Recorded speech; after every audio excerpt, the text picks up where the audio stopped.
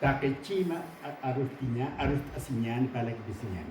O sea que, como se indicó Rubén y Santuza, así que hoy día conversemos amenamente, conversémonos entre nosotros y para nosotros, para que conversemos.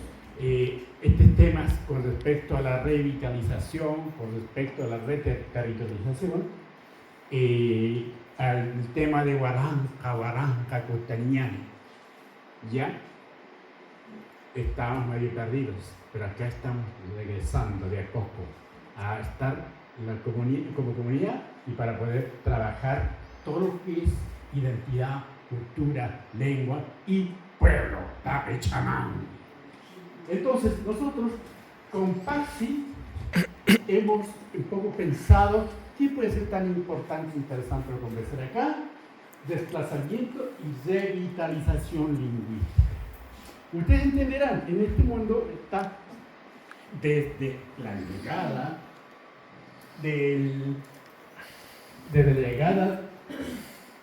de los españoles de Lima. Hoy día fue nuestro último día de libertad, hace el 1492. Hoy día estamos libres todavía. Mañana ya no. ¿No es cierto? Ocurrió nosotros decimos que nos han invadido. Ellos dicen que han conquistado.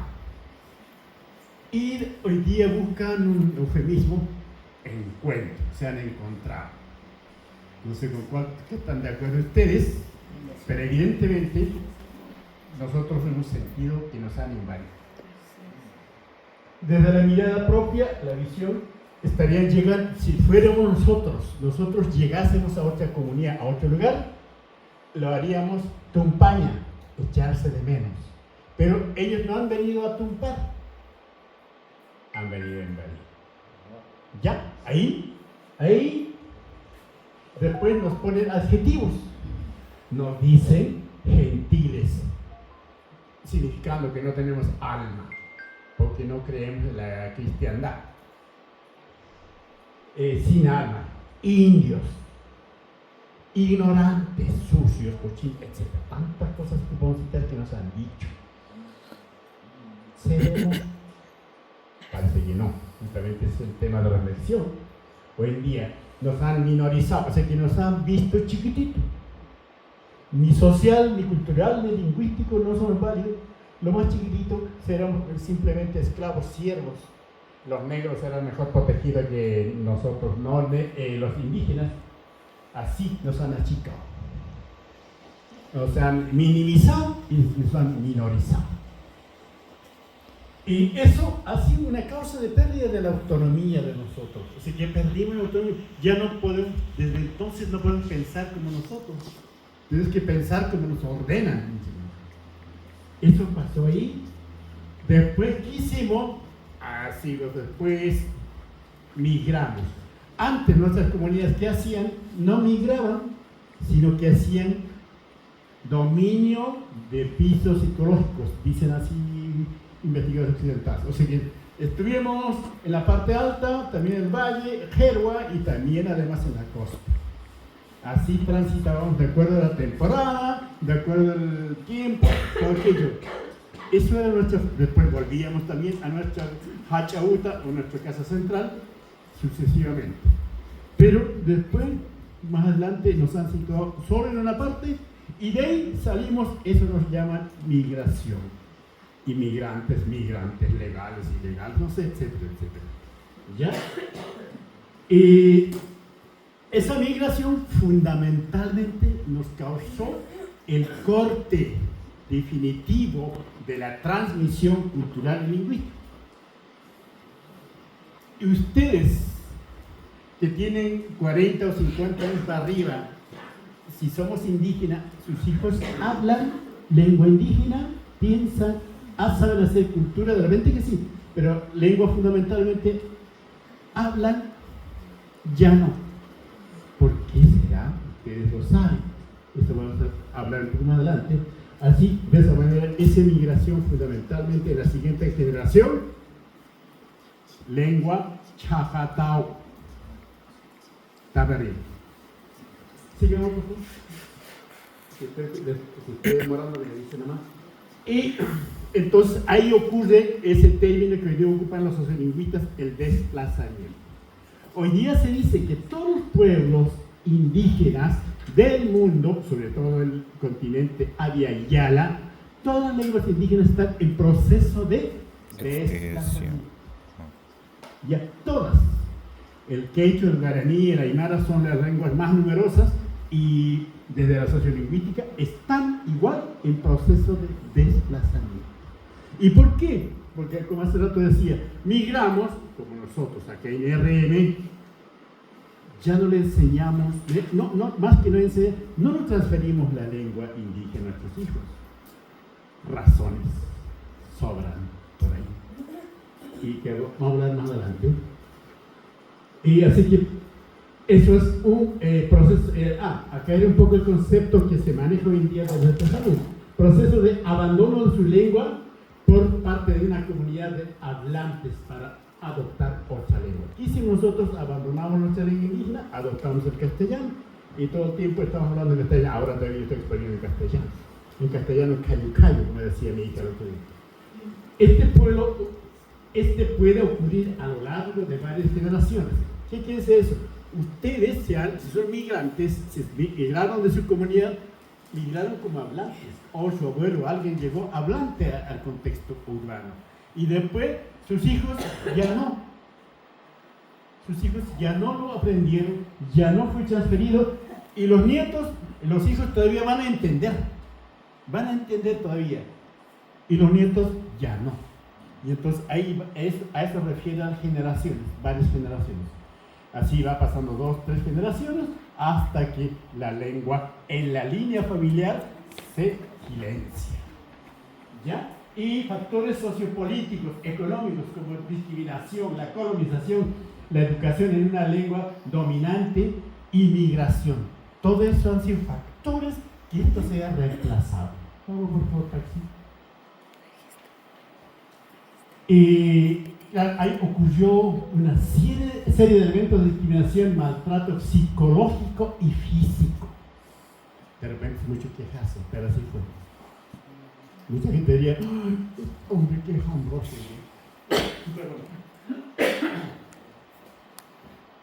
Se creían que sabiendo, entonces, indígenas en ese escenario, hemos creído, se creía que sabiendo hablar castellano podríamos salvarnos de todo ese proceso.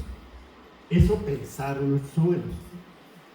Y sabiendo escribir, se creía que estaríamos salvos de los engaños. Porque, por ejemplo, en estos territorios los documentos enajenados aparecían porque no sabían leer, le prendíamos un escribano o algo así. Y entonces uno pensó, mi hijo que aprende a escribir y por lo tanto debe estar salvo. Eso creímos. Y después dijimos que abandonaré mi comunidad, me iré a contexto urbano, ahí voy a estar realmente mejor, ¿no? Y yéndose a centros urbanos, cambiando su forma de vestir.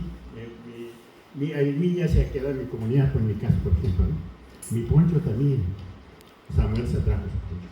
Y creyendo que sus hijos, al no saber su lengua propia, estarían salvos de discriminación, de maltrato psicológico. Eso creíamos, pero no pasó nada. Estudiando en la escuela, en colegio, universidad, estaríamos salvos, eso hemos pensado también. Pero parece que tampoco. No sé, yo de repente soy perseguido, pero yo siento cotidianamente la discriminación. Muchos dicen, no, tú eres un quejambroso, de repente, pero yo siento eso. Así, después surgen dichos, el Estado nos ha quitado la lengua y el Estado nos tiene que devolver, nos tiene que reponer, decimos, mucho, hoy en día, ese es un relato recién. El Estado nos quitó la lengua, nos tiene que reponer la lengua del Estado. ¿Será? Pregunta usted. El Estado nos ha quitado la lengua y ahora nos obligan a aprender. Ese relato de un sociolingüista hace poco surgió. Y porque hoy día, como está la asignatura de lengua indígena, frente a eso dice, el Estado nos quitó la lengua, ahora nos obligan a aprender esta lengua indígena. Eso digo como reflexión humana, no voy a explicar mucho. Nos han dicho que no hay que hablar la lengua indígena y ahora nos dice que si hay que hacerlo. Consideramos que para hacerlo, hablar la lengua es muy tarde. Eso es una recopilación de una frase de la señora Imamini. Cuando yo como pastor de la lengua indígena llegué diciendo que hay que hablar nuestra lengua, toda esa cuestión, y me decía, no, pues llegaste muy tarde, pues deberías venir así unos 50 años atrás, estaría bien, ahora es muy tarde, llegaste tarde, así que no puedo atenderte. Corramos allá. La discriminación y maltrato, ya, sí, vamos para adelante. Eso pasa. Hoy en día, 2024, ocurrió el censo, ¿no es cierto? Vamos a referir un par de situaciones. Ya, bueno. Censo 2024, ¿qué nos dice? El censo, muchos confían, no confían, no sé, pero es un dato oficial en este sistema. En ese contexto, aparece que en Chile nos han contado con animalitos 18.480.432 habitantes. Y de los cuales declaran pertenecer a pueblos indígenas 2.105.863. Comparado con el censo 2017, bajamos, subimos, ustedes lo contaron. Ahora nos vamos a nuestro sitio RM, donde queremos reterritorializar junto a ustedes, en comunidad, juntos. Dice que hay un total de 7.400.741.000 habitantes acá en RM. ¿Ya? Después dice, en esta región, en RM, declaran pertenecer a un pueblo indígena 545.700. Acá en RM. Después, en RM, aymaras 15.736. Somos hartos. ¿Dónde están? Eso dice el censo. Dice además, en las comunas donde está más, los aymaras están en todas las comunas del Chile en sí, pero aquí el censo dice las comunas aquí en RM que tiene mayor cantidad de población aymara, porque trabajé aymara, no trabajé quechua, porque pienso que lo van a hacer los hermanos quechua. Entonces dice aymaras en comunas de Santiago 1.723. Hoy que nos gustan los aymaras del centro, ahí estamos casi 2.000. Y después, en segunda instancia, 1.148, estaríamos aymaras en Recoleta. ¿Quién es de Recoleta acá? La atacameña que estamos aymarizando. Y después aymara comuna de Puente Alto, Puente Altinos. Ahí está una población importantísima de 1.057. Y Maipú, ¿quiénes son de Maipú? No, nadie escucha, la verdad que. Entonces dice que son 1.010 aymaras. Y de las cuales las personas mayores de 5 años o más habla o entiende aymara en región metropolitana son 100.199. Así es el censo, yo estoy inventando. Así que, ¿a cuánta gente indígena aymara tenemos que mover cuando estamos pensando en revitalización? Para eso necesitamos consolidar una comunidad y iremos de a poco moviendo la identidad de todos los aymaras y estaremos hablando en todo lado.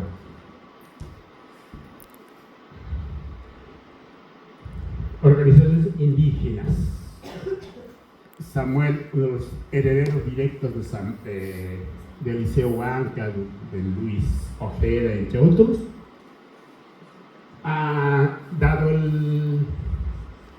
la potestad al Silva Enrique para que constituya una escuela de idiomas. Eso nos convoca acá, eso nos permite juntarnos, eso nos permite que los yatichiris también pensar de qué manera vamos a permear estos pensamientos, y eso nos dio esta oportunidad. La parte financiera hecho por el Super del Ministerio de Cultura, ¿no? Y donde estamos en la inicial, intermedio, avanzado, talleres de música y tejido. ¿Pasemos lista? No, todavía no. Y entonces, y también iniciativas individuales. Hay Irma correteando por todas las comunas, Chapacao se fue, haciendo un taller acá, para allá. Y hay eso es un colectivo, por ejemplo, Hachamarte en nuestro contexto, y ahí, muy cerca de la quinta región, ahí está la Cuyaca Araceli, ¿no? Que viene desde Valparaíso, y ahí que se llama una asociación intercultural Pachacuti. En tema lengua han trabajado mejor que nosotros, un reto muy... ¿Por qué mejor? Porque yo soy atichito. Ya, eso para ahí nomás. Bueno, iniciativas musicales. Moxaro, hace años atrás, partió haciendo música y cantando en Aymara. Últimamente, Tuzutaki, ahí está su autor intelectual, Sandra. ¿Han escuchado?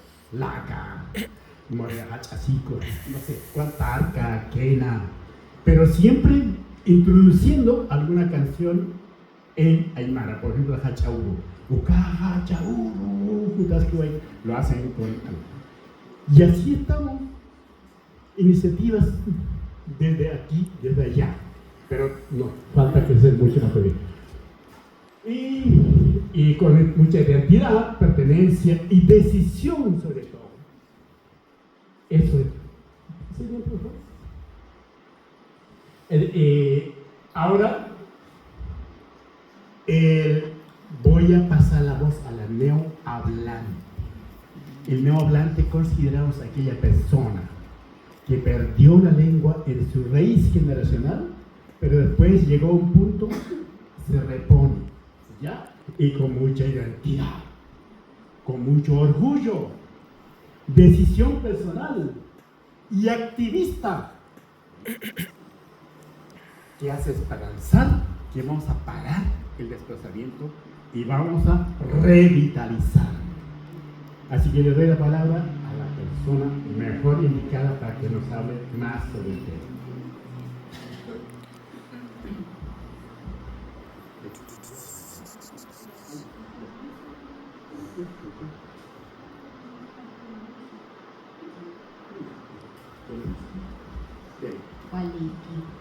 Dele nomás de pecho. No vengo a predicar la palabra del Señor. Esto es una reliquia que quiero compartir ahora con ustedes, que el Teacher obviamente fue quien me impulsó. A mí la verdad es que me da un poco de pudor, porque esto en realidad lo cuento a gente más cercana, no así tan en público, pero bueno, tenemos el respaldo aquí del maestro. Bueno, contar un poquito de mi historia. Yo soy nacida y criada acá en Santiago. No, por atrás, por favor. Yo desde, yo creo que más grande, uno hace conciencia un poquito de los relatos que cuentan, o las historias que van contando los padres. Tanto mi papá como mi mamita que está aquí presente acompañándome, nos cuenta, desde muy chicas nos contaban sus aventuras de infancia, juveniles, etcétera, etcétera. Pero por el lado de mi papá, me llamó un poco la atención el hecho de que él siempre a mí me impulsó un poco a este tema de las raíces. Siempre fue como muy importante el tema de las raíces. Y es así como, de alguna manera, él... teniendo a su abuelo vivo, porque le llamaba mucho la atención, entre otras cosas, que su abuelo lo saludaba, le decía Kamisaraki, Waliki, y palabras muy sueltas. Ahí fue cuando mi papá también, entre otras cosas, indagó en la vida, le preguntaba respecto a su infancia, donde vivió, cómo vivió, porque a mi papá de alguna manera siempre le llamó mucho la atención la música, pero la música andina en particular. Y eso de alguna manera él lo hizo viajar y reencontrarse también. Uno siempre ha escuchado de que la sangre tira por algún lado, y él de alguna manera creció un poco con ese chip de querer buscar. Y fue así como a su abuelo le pidió que, cuando él estaba muy viejito, le escribiera una biografía. Y esta es lo que, claro, ahora sí sería como una Biblia. Aquí fue donde él escribió todos sus recuerdos, obviamente desde lo que tiene en conciencia, lo que tenía en conciencia. Y resulta de que nosotros también somos parte de familia migrante.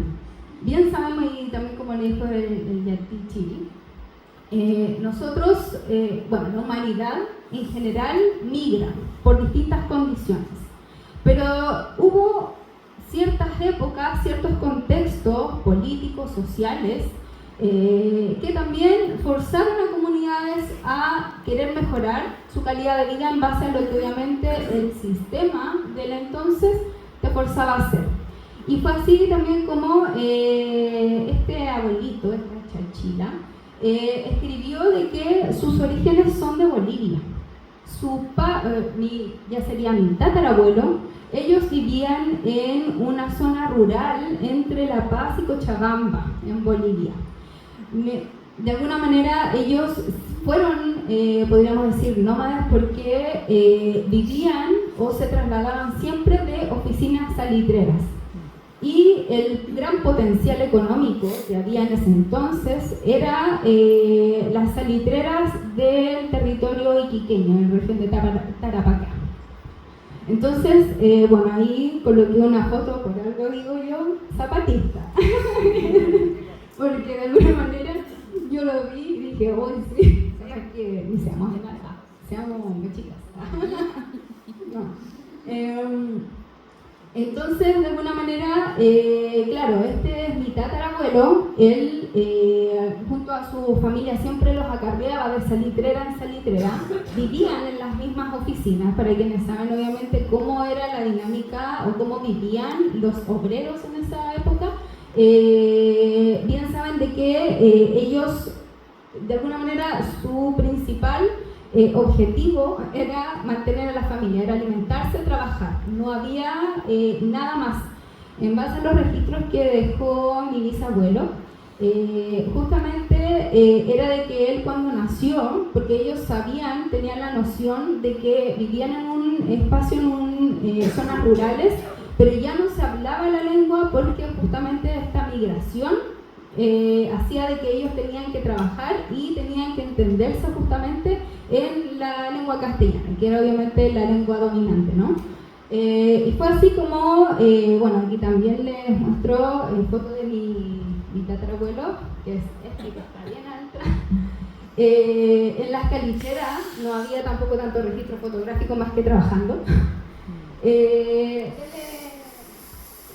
Y fue así como nosotros, por ejemplo, empezamos a construir también historia desde la migración, donde, como les comenté, y según lo que registraba este abuelo, mi abuelito, fue que el tema de la lengua no era, el ser indígena no era como que en realidad no era algo que te identificara o que pudiera demarcarse, porque en realidad lo que había que hacer en ese entonces era vivir y comer.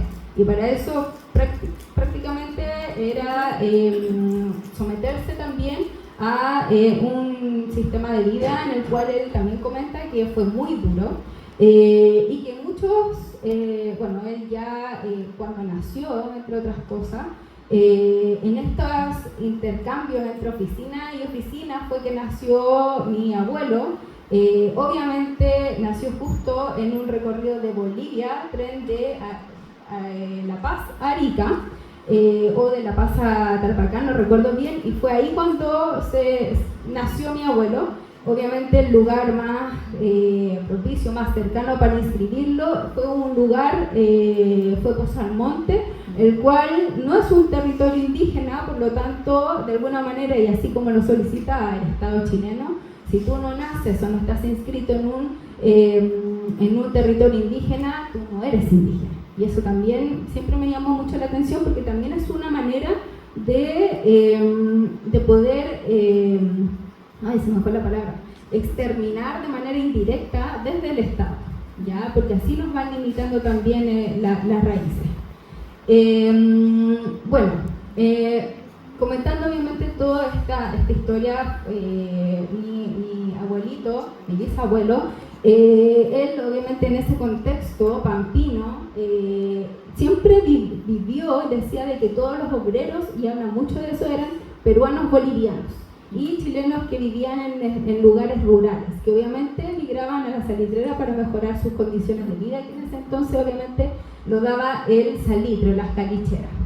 Y fue, bueno, aquí quise compartir un poquito cómo él inició su biografía, y que obviamente él lo daba como a entender para el familiar que estuviese interesado en su historia. Como que fue muy bonito ese inicio. Obviamente él empezó a trabajar desde muy chiquitito, desde los 6 años, él ya tenía que hacerse cargo de los fogones, ya sea de las pólvoras, etc. Fue así como él también empezó a crecer, hizo su vida, y también formó a su familia, del cual este es mi abuelito, papá de mi papá. Y fue ahí cuando ya más grandes pudieron asentarse, podríamos decir, como en una ciudad más estable, porque ya empezaron obviamente todo este tema de la crisis, de las salitreras, teniendo en cuenta de que también siempre los dueños de las salitreras eran ingleses, que eso también lo comentaba aquí, y curiosamente también los obreros siempre fueron indígenas u otros linajes que en realidad eran como lo último de lo último. Obviamente esto empuja a que las condiciones de vida en realidad hacen de que uno tampoco se cuestione el origen, las raíces ni nada de eso, ¿no? Bueno, aquí ya están mis bisabuelos más mayorcitos, yo así los conocí. Denle la otra filata. Y que obviamente a partir de eso, de toda esta historia, y que también va transmitiendo este bisabuelo a mi papá de alguna manera y forzada, siempre me hablaba, siempre me comentaba al respecto del tema de las raíces, de lo que hacía mi mamita también, siempre lo decía. Yo la verdad es que uno chico, adolescente, nacido y criado en la ciudad, no es tanto el interés que genera saber de que uno es de pueblo originario. Pero es así como también llegó mi hijo y que él también me ha impulsado un poco a transmitir todos estos conocimientos, que él también se siente un poco igual como yo a su edad, un poco forzado. Pero que de alguna manera tiene que ver con el tema de poder transmitir cultura. ¿Por qué? Porque de alguna manera como también pudo llegar este interés en mí, fue básicamente porque mi papá también siempre hablaba respecto a estas palabras, y él siempre traducía y él siempre estudiaba y siempre escuchaba música, por lo cual a mí después también como que me empuja un poco inconscientemente también respecto a el poder recuperar. Y fue así también como, bueno, cuando ya nació mi hijo, o yo estaba esperando a mi hijo, también fue cuando llegaron todos estos cursos de lengua, que curiosamente fue ahí cuando conocí a la Yatichiri Genara Flores, a quien también le estoy muy tremendamente agradecida, porque ella también me impulsó, fue como el complemento para poder seguir buscando un poco este tema de la lengua. Al principio uno entra a querer recuperar la lengua, básicamente por un tema de aprendizaje. Pero ya después de que uno aprende, ya, porque a todo esto obviamente, y con todo el aprendizaje que a mí me han presionado, como que de alguna manera me han empujado para poder reaprenderla, va generando también cierta responsabilidad y una conexión distinta con lo que uno quiere transmitir. Y es ahí donde también podríamos decir de que va un poco el tema de la responsabilidad, que cae en que nosotros también tenemos que ser transmisores de esta información. Muy bien se sabe, y así como yo también lo pude ver, observar en mi abuelito, y era que para la época muchos se avergonzaban de hablarlo, de sentirse identificados, porque claramente era algo que generaba rechazo en la sociedad. Por lo tanto, mejor, ¿para qué hablarlo? Mejor callarlo. Y así he sabido también de muchas otras historias en las cuales las abuelas, las madres, prohíben a los hijos que hablen la lengua materna, ¿ya? Entonces, volviendo un poco al tema de lo que a mí me impulsó con mayor convicción, quizás, tiene que ver justo con sacar o quitar un poco el tema del, ¿cómo se llama?, de esta presión social de no querer autoidentificarse, y que de alguna manera nosotros también cumplimos un rol de memoria de aquí a futuro. Y es así como obviamente también he tenido el apoyo de los profesores de acá de la comunidad, así mismo de la comunidad. Obviamente mi hijo es como el que más me impulsa para poder enseñarle esta palabra. No es un hablante fluido, pero sí entiende. Y quería cerrar justamente con esta frase que también comentó el Yatichiri Rubén, del Jepnal, y que también como nosotros vamos transitando y cómo vamos viviendo esta vida, ¿cierto? Y esta frase me la dijo la Yatichiri Genara, que a mí me hizo mucho sentido, que es Jepa, un tañataki neirapacha, salnaja dominata, un tañagua. Que eso tiene que ver, o se refiere más que nada que nosotros para mirar a un futuro tenemos que mirar el camino de nuestros ancestros. Y que obviamente eso llama a que lo podamos hacer sin vergüenza, somos pocos, pero locos, y tener de alguna manera la fuerza, que eso solamente lo da el trabajo y la acción en comunidad, de manera individualizada no funciona, y que para eso obviamente también quería compartir esta palabra que me encanta, que es Arsaseñanaca Puniraquispa, que eso también refiere a que para, de alguna manera, esto yo siempre lo he escuchado, muchos sabios que dicen que para llegar a un buen vivir, al suma tamaño, al suma causai, tenemos que estar constantemente dialogando. Y yo creo que el primer diálogo lo tenemos que tener con nosotros mismos, con nuestra Winamasi y el Anki. Así que eso es que la escuela canasta, aquí churata. Quiero decir un par de palabras más, disculpen, le voy a robar un poco de tiempito. Lo que quiero denotar, la gran diferencia como hablante Paxi Zapata y hablante Elías Ticona, comparemos. Este es nativo hablante, ella lo estamos denominando neohablante. Yo, mi almilla dejé, no sé dónde dejé botado, mi poncho también. Mientras que la Paxi, con todos sus elementos, de repente no tiene propio, pero ella lo adapta, lo pone con orgullo. Eso donde sea lo ocupa. Y donde sea con orgullo es capaz de decir, hablar, decir, denunciar si es que hay que hacerlo, pero en lengua lo que está a su alcance. No denotó. Ella hoy día es neo-yatichire también, además de la escuela de idiomas. ¿Ya? Y neo-líder dentro de Rechamarca, neo-líder de la organización de este contexto RM. A eso los catalanes, a esa característica lo definen como neohablante. Me parece políticamente interesante, por eso que le metí a la cabeza de Paxi, que ella es neohablante, porque lo hace neohablante con orgullo, cabeza alto, mirando, soy Aymara. Kamisaraki Kunamasta. Mientras, no sé si me han visto a mí, yo